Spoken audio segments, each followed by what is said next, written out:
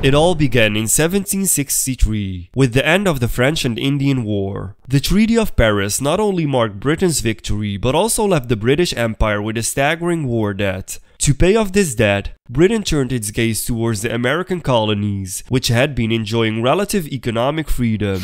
King George III declared that colonial settlers couldn't move west of the Appalachian Mountains, aiming to avoid conflicts with Native Americans. But to the colonists, eager for new land, this felt like a shackle on their aspirations. Then came the infamous Stamp Act of 1765. For the first time, Britain imposed a direct tax on the colonies, demanding that printed materials, from newspapers to playing cards, carry a British stamp. The colonies erupted in protest, giving birth to the Sons of Liberty, who spearheaded acts of resistance. One notable figure, Samuel Adams, became a thorn in the side of British authorities.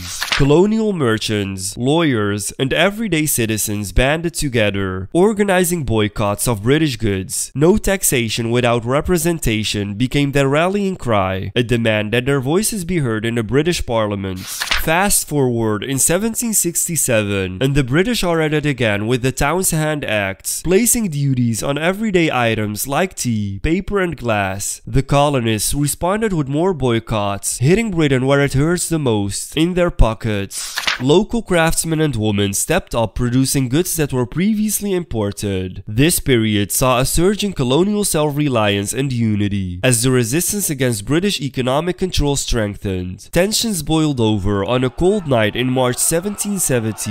British soldiers, harassed by a crowd of colonists, opened fire, killing 5 men.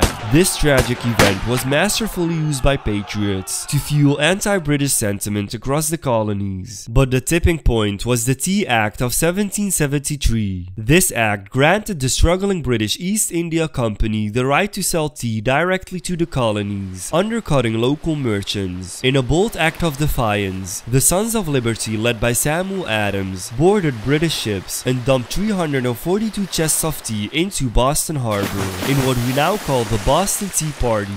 This audacious act was a statement to the British Crown. The colonies would not be bullied or controlled again, but Britain was not about to back down. In retaliation, Britain passed the Coercive Acts, dubbed the Intolerable Acts by the colonists. These punitive measures included closing Boston Harbor and revoking Massachusetts' charter, stripping away self-governance. The Intolerable Acts were meant to isolate Massachusetts and dissuade other colonies from rebellion. Instead, they had the opposite effect, galvanizing the colonies into unified resistance. In response, the colonies united, convening the First Continental Congress in Philadelphia in September 1774. Delegates from 12 colonies gathered, crafting the Declaration of Rights and Grievances and establishing a boycott of British goods. Here, leaders like John Adams, Patrick Henry, and George Washington debated and planned. The Continental Congress marked a significant step towards unity, as the colonies began to see themselves as part of a single cause. The powder cake finally ignited on April 19, 1775 at Lexington and Concord. British troops marched to seize colonial arms but were met by rebels. The ensuing skirmishes marked the beginning of armed conflict, famously known as the Shot-Haired Round the World.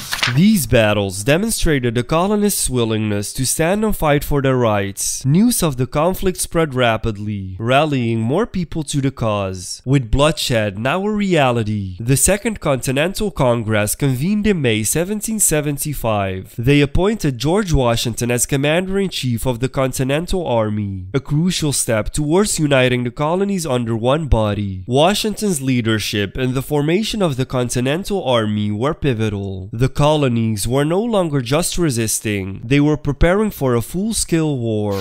From unjust taxes and brutal crackdowns to bold acts of rebellion and the formation of a united front, the early stages of American independence were nothing short of electrifying. These events set the stage for the Declaration of Independence in 1776, a defining moment in the birth of a nation. The journey to independence was a testament to the determination and resilience of American colonists. Their struggle against tyranny and their fight for freedom laid the foundation for the United States of America. If you enjoyed the video, make sure to hit the like button, subscribe, and ring that notification bell so you never miss an episode. And let us know in the comments, what do you think was the most pivotal moment in these early stages of the revolution? Also, if you want to have a more lifelike experience, you can transport yourself into history with the Platt & Milan 5.1 surround sound speaker system, a top-notch wireless setup for your TV. Imagine watching history-related videos like this one with sound that makes every detail feel real and clear. It's easy to set up with your smart TV and upgrades how you enjoy history. Click on the link below to learn more about the Platt & Milan system and enhance your historical viewing experience. Until next time, keep exploring the past to understand our present.